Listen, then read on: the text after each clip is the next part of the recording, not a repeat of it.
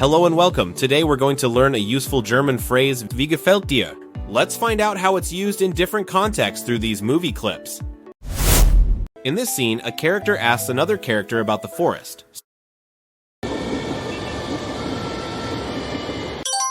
Wie ist mit dem Team? Und wie gefällt dir der Wald?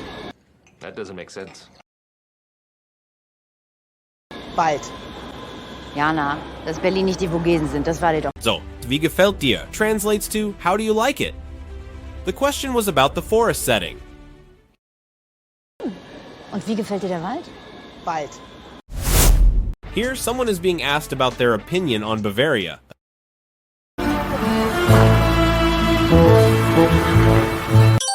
Und? Wie gefällt dir unser Bayern so? Gut, die Berge.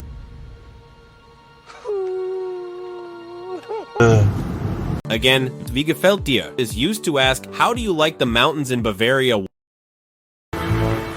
Und? Wie gefällt dir unser Bayern? Watch as one person asks another about a new car.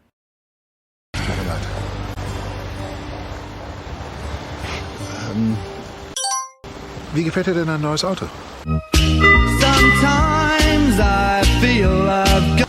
Ja, gut. Wäre nicht nötig gewesen. The phrase wie gefällt dir here means, what do you think of your new car? Wie gefällt dir denn ein neues Auto? This clip shows a birthday party scene and a special question.